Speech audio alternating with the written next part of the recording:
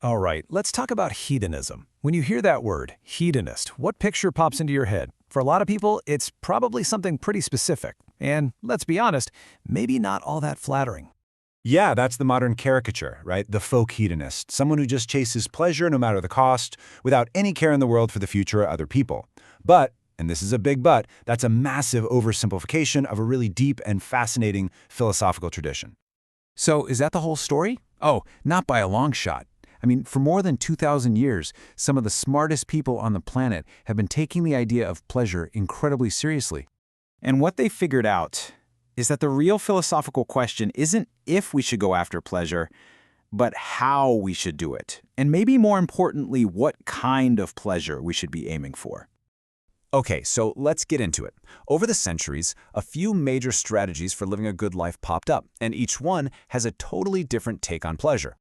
And we're talking about a conversation that spans a huge amount of time. It starts way back in ancient Greece with guys like Aristippus and Epicurus, and it keeps going all the way up to 18th and 19th century Britain with philosophers like Jeremy Bentham and John Stuart Mill. So this isn't a new idea.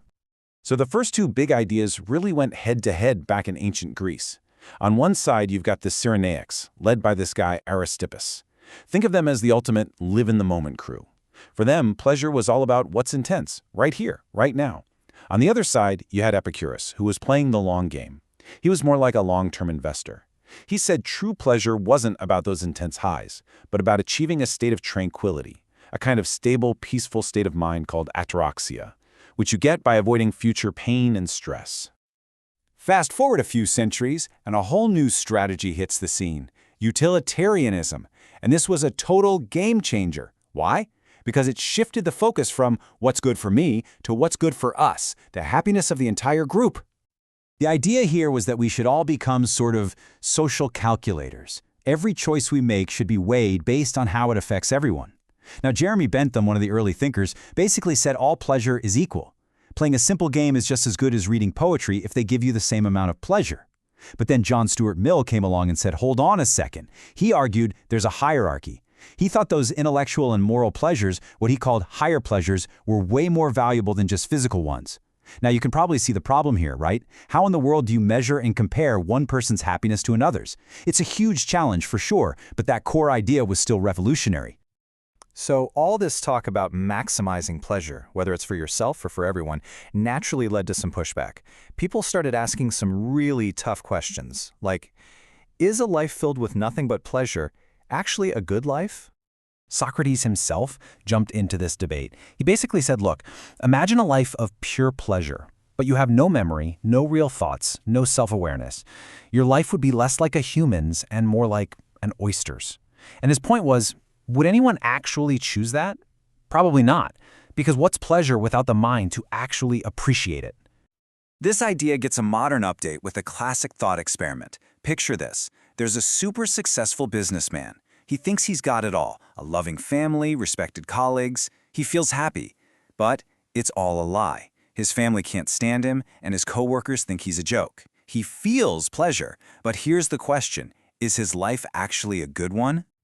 And that really forces our hand, doesn't it? It makes you wonder, is the feeling of happiness the only thing that matters?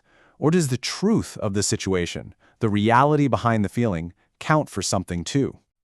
So yeah, these thought experiments really poke holes in a pleasure is everything philosophy. They show us a few key problems.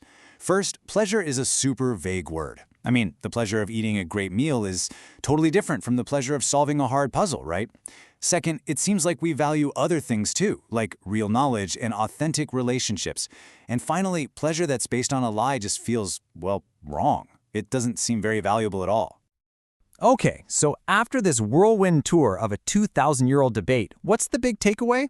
Well, the answer might actually reframe how you think about this whole thing.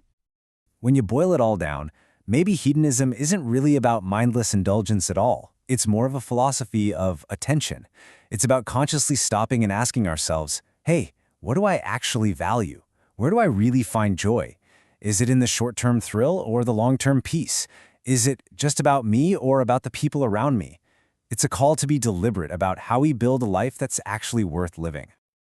So it really challenges every single one of us to look past that simple caricature we started with.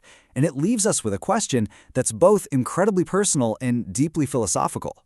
What kind of pleasure are you chasing?